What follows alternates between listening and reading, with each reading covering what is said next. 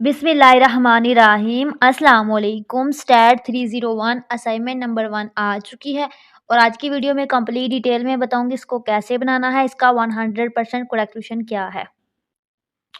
इस असाइनमेंट में सबसे पहला क्वेश्चन नंबर 1 था, ठीक है। उसमें आपको एक डाटा गिवन था और आपको कहा गया था आपने स्टेम और लीव जो हैं उनको फाइंड आउट करना है।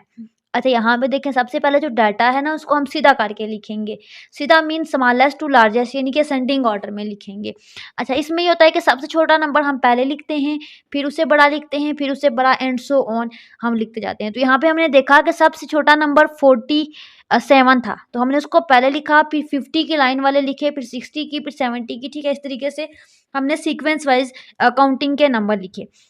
अब हमने स्टेम और लीफ में बेसिकली पता है क्या होता है, एक नंबर होता है ना, उसके 2 हिस्से होते हैं। लाइक आपके पास ये नंबर है 56, तो इसमें आपके पास 2 हिस्से हैं, एक है 5, एक है 6, ठीक है।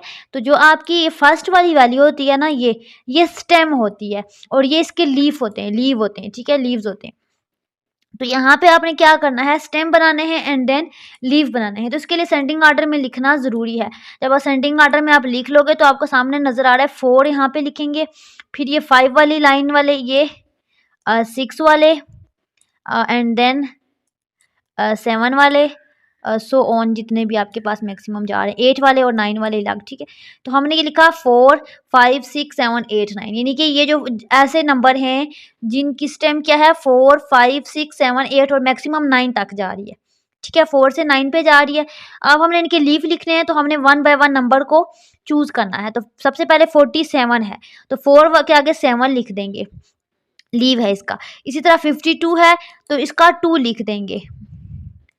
अच्छा, ये 55 है तो 55 का अगला 5 लिख लेंगे, 56 का अगला हम 6 लिख लेंगे और इस तरह सो ऑन हम सारा ये टेबल कंप्लीट कर लेंगे, ठीक है। ये 100% करेक्ट सोल्यूशन है। फिर भी अगर किसी को कोई भी डाउट है तो आपने कमेंट में पूछना है। अच्छा, 9 के एंड पे कुछ भी नहीं है, सिर्फ 0 है, तो हमने यहाँ पे 0 लिख दिया और एक ही है तो हमने एक लिख दिया। अच्छा, क्वेश्चन नंबर 1 5 नंबर का था, इसमें यही कहा गया था कि आपको जो डाटा गिवन है उसका स्टेम और लीव फाइंड आउट करें, तो हमने इसको फाइंड आउट कर लिया इजीली। अच्छा, क्वेश्चन नंबर 2 में आपको कहा गया था कि ये डाटा आपको दिया गया है और इस डाटा को आपने पहले इसकी ना रेंज फाइंड करनी है और इंटर क्वार्टाइल रेंज फाइंड करनी है। अच्छा, ये जो है बेसिकली जो डाटा है, ठीक है, ये अरेंज नहीं हुआ हुआ, तो इसको अरेंज करना है, तो ये वही डाटा है। अगर बार-बार आप देखें तो जो क्वेश्चन नंबर 1 में डाटा था, यही क्वेश्चन नंबर 2 में यूज़ हो रहा है। तो उसी को असेंडिंग ऑर्डर में लिखा, वेट कहाँ गया ये, ठीक है, यहाँ पे लिखा एंड उसकी रेंज निकाल ली थी और उसकी इंटर क्वार्टाइल रेंज निकाल ली थी। अच्छा, रेंज बेसिकली क्या होता है, सबसे छोटी वैल्यू और सबसे बड़ी वैल्यू को देखते हैं। सबसे बड़ी वैल्यू है 90 एंड वाली और सबसे छोटी 47। तो इसका फार्मूला होता है maximum value minus minimum value. अब यहाँ पे मैंने मैक्स माइनस मिन लिखा है, आप असाइनमेंट को चेंज करना चाहते हैं तो आप maximum value minus minimum value लिख लें और ये 90 माइनस 47 नीचे वाली लाइन पे लिख लें, ठीक है, या मैक्सिमम लिख लें माइनस मिनिमम लिख लें, या ठीक है, इसी तरीके से मैथ की असाइनमेंट चेंज हो सकती है क्योंकि आपको पता है मैथ में कैलकुलेशन सेम होती हैं, स्टेप सारे फार्मूला सेम होते हैं। तो जो आप फिजिकली उसको कंस्ट्रक्ट करते हो, किसी भी असाइनमेंट को बनाते हो, तो उसकी राइटिंग स्टाइल को उसके उसके फॉर्मेट को चेंज कर सकते हो, बाकी तो कुछ नहीं कर सकते, ठीक है, तो ताकि सेम ना आए।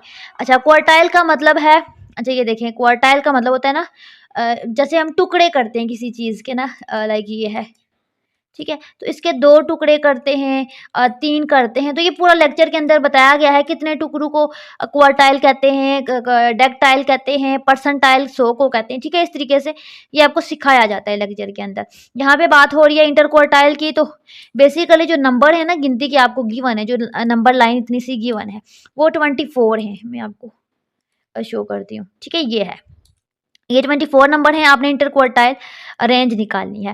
अच्छा, इंटर क्वार्टाइल रेंज में आपका फार्मूला होता है Q3 माइनस Q1। इसके लिए आपको Q पता होने चाहिए। Q बेसिकली क्या होते हैं, क्वार्टाइल्स, उसके जो टुकड़े होते हैं ना उसमें से फाइंड करते हैं। लाइक ये नंबर 24 हैं, तो इसको हम अगर तोड़ते हैं तो यहाँ पे देखिए 1 2 3 4 5 6 7 8 9 10 11 12, ठीक है, ये एक टुकड़ा बन गया और इसका हम कलर चेंज करके दूसरा टुकड़ा बना लेते हैं। ये 1 2 आप काउंट करना 3 4 5 6 7 8 9 10 11 12। ठीक है, ये मैं आपको इतना क्लियरली इसलिए बता रही हूँ कि ये आपको पता होना चाहिए। 1 मिनट, इसको दोबारा से ड्रा करते हैं। इसको ऐसे कर लेते हैं 1 2 3 4 5 6 7 8 9 10 11 12। ठीक है, ये हो गया एक टुकड़ा। अच्छा जी, दूसरा टुकड़ा उसको हम कर लेते हैं जी ग्रीन कलर में। तो ये इसका दूसरा टुकड़ा। ठीक है, हमने 2 हिस्से कर लिए। अब इन हिस्सों जितने भी मतलब कि नंबर चेंज होंगे 24 हैं तो उस पैटर्न से है, वरना दूसरे पैटर्न से। अब जो इसके सेंटर से वैल्यू निकलेगी वो Q1 की निकलेगी। ठीक है, जो इसके सेंटर से निकलेगी वो Q3 की निकलेगी, और जो इन दानों के सेंटर से निकलेगी वो Q2 की निकलेगी। ठीक है, इस तरीके से आप क्वार्टाइल फाइंड करते हो। और जो पहली वाली होती है 5 नंबर समरी का 5 नंबर का क्वेश्चन अक्सर आता है लॉन्ग में, ये आपका प्रिपेयर हो गया। मैक्सिमम वैल्यू मिनिमम वैल्यू आपको पता है, बाकी ये 3 उसमें फाइंड आउट करते हो। अच्छा, अब ये बात क्लियर हो गई। अब Q2 तो हमें ज़रूरत नहीं है, इसलिए वो नहीं करेंगे। हमें Q1 Q3 चाहिए, तो Q1 Q3 के लिए हम इसके टुकड़े करेंगे। अब ये देखिए एक साइड पे 12 टुकड़े आ गए, एक साइड पे समझ ले 12 नंबर आ गए। ठीक है, यहाँ पे उस सेंस में हम मैथ में करें तो 12 नंबर आ गए 1 2 3। ठीक है, इधर से भी 1 2 3 1 2। ठीक है, जो सेंटर वाली वैल्यू बनेगी, तो हमारे पास सेंटर में 2 वैल्यू बन रही है 60 और 61।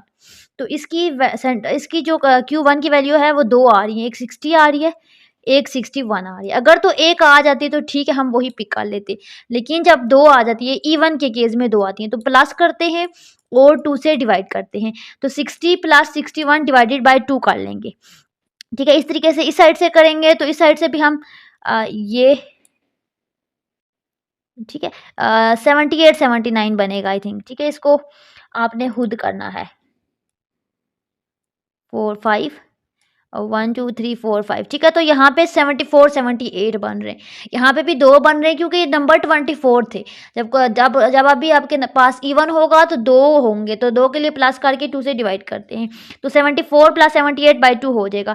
इस तरह से Q3 निकल जाएगा। अगर Q2 निकाला है तो इन दोनों को करते हैं, लेकिन उसकी ज़रूरत नहीं है बिकॉज हमें Q1 माइनस Q1 और Q3 चाहिए। तो ये हमने लोअर क्वार्टाइल निकाला तो वो 60 और 61 का सेंटर बना, और अपर क्वार्टाइल के लिए 74 78 बना। आई होप कि आपको क्वार्टाइल का पता चल गया होगा, कैसे नंबर लाइन नंबर जो सेट ऑफ नंबर होता है या डाटा होता है, नंबर्स का कलेक्शन ऑफ नंबर्स होता है। ठीक है, उसमें से कैसे आप क्वार्टाइल को फाइंड आउट करते हो। तो Q3 माइनस Q1 कर लिया, अब हमारे पास 15.5 आ गया। ठीक है, अब हमने इंटर क्वार्टाइल भी निकाल ली और रेंज भी निकाल ली। अच्छा, क्वेश्चन नंबर 3 में आपको कहा गया था, आपको डाटा गिवन था, आपको आर निकालना था। तो आर के लिए आपको ये आर का फार्मूला लिखा, ये आपके हैंड आउट के अंदर मौजूद है। ठीक है, इस फार्मूले के अंदर एक्स वाई चाहिए था, एक्स समेशन वाई चाहिए था, समेशन एक्स का स्क्वायर माइनस समेशन एक्स का होल स्क्वायर चाहिए था। ठीक है, डिवाइडेड बाय एन। अब यहाँ पे कुछ लोगों ने फार्मूला चेंज लिखा होगा बिकॉज क्योंकि इसके फार्मूले, अगर कोई फार्मूला है तो उसको सॉल्व आउट करते हैं तो उसके स्टेप्स होते हैं। किसने स्टेप में किया होगा, किसने कॉमन लेके किया होगा, तो जैसे भी करें आंसर ठीक होगा। ठीक है, ये ठीक सेम होगा। ये आर निकालना था तो आर के लिए टेबल ड्रा किया, जो जो चीज़ें यहाँ पे फाइंड आउट करनी थी वो टेबल में हमने मेंशन की और इसको हमने फाइंड किया। तो यहाँ पे देखिए समेशन यानी कि प्लस हो रहे हैं सारे नंबर। ठीक है, नंबरों का प्लस है इस कॉलम का, तो हमने यहाँ पे लिख दिया। ये सारे नंबर जो यहाँ पे लिखे हुए इनको यहाँ पे यूज़ किया और यूज़ करने के बाद सॉल्व आउट किया, तो हमारे पास ये आंसर आ गया है 0.952381। ठीक है, आप पॉइंट के बाद 3 लफ्ज़ लिख लो, 4 लिख लो, 5 लिख लो, इट्स अप टू यू। ठीक है, डेसिमल पॉइंट के बाद वैल्यू इतनी मैटर नहीं करती, 1-2 वर्ड ही, क्योंकि वो बहुत ज़्यादा स्मॉल हो जाती है। अच्छा, अब यहाँ पे आंसर क्या है, पॉजिटिव कोड। कह रहे थे कि कोरिलेशन जो आर आई है बेसिकली वो क्या है, तो वो पॉजिटिव है। इसकी रीज़न क्या है, क्योंकि वो 0 और 1 के दरमियान में है। तो ये कंडीशन हैंड आउट के अंदर लिखी हुई है कि 0 और 1 के दरमियान में हो तो वो पॉजिटिव होती है। क्वेश्चन नेक्स्ट क्वेश्चन नंबर 4 में आपको ना y is equal to a plus b x, ठीक है, ये फार्मूला यूज़ करके least square regression line find out करनी थी बेसिकली। ठीक है, यानी कि ए बी फाइंड करना था, ये जो उसके अंदर ए बी है और उसके अंदर लिख देना था। तो ये बी का फार्मूला होता है और ये होता है ए का फार्मूला नहीं है तो हम इसी इक्वेशन से y is equal to a plus b x से हम a निकालेंगे, ठीक है। अब हमें यहाँ पे ना एक टेबल चाहिए था, ये आप टेबल देख सकते हैं, ठीक है। टेबल अब जो क्वेश्चन 3 में टेबल है और 4 में सेम है, लेकिन मैंने यहाँ पे ड्रा अलग किया है क्योंकि उसमें एक्स्ट्रा स्टेप्स थे, वो मैंने एलिमिनेट कर दिए। ये मैंने दोबारा नहीं बनाया, मैंने उसी को कॉपी करके पेस्ट करके कट किया है। आपने भी क्वेश्चन नंबर 3 में टेबल बनाना है और 4 में उसी को यूज़ करना है। मैं आपको एंड पे बताती हूँ कि कैसे। अच्छा ये है बी फाइंड आउट कर लिया, आई होप आपने कर लिया होगा, ठीक है। फिर आपने बी के बाद y is equal to a plus b x में a निकालना था। तो यहाँ पे एक मसला था कि आपके पास y और जो b है, ठीक है, ये मीन है, y का मीन और x का मीन, तो ये आपके पास नहीं थे। तो आपने y का मीन निकाला और x का मीन निकाला। इसको हम थोड़ा सा कट 2 दफ़ा लिख दिया ना हमने इसको, हम इसको कट कर देते हैं।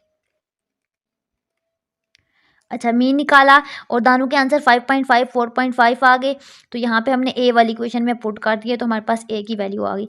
अब इस ए की वैल्यू को हमने बी की वैल्यू भी आ गई, ए की वैल्यू भी आ गई। अब हमने इस इक्वेशन में पुट कर लिया और हमारा यही काम था। और यहाँ पे क्या कहा गया है आपको, इंटरप्रिटेशन क्या आई है, when x increases by 1 unit, ठीक है। जब x बढ़ रहा है 1 यूनिट तो y क्या कर रहा है, इंक्रीज बाय अप्रोक्सीमेटली 0.94, ठीक है। ये मेरे पास y की वैल्यू आई थी 0.952381, ठीक है, 0.95, ठीक है। यहाँ पे आएगा 0.9523 यूनिट। पॉइंट के बाद एक बार लिखो, दो उससे, ठीक है, इतना फर्क नहीं पड़ता। अच्छा मैंने आपको बताना था कि कैसे, तो ये देखें सिंपली क्वेश्चन नंबर 3 का ये है टेबल, ठीक है।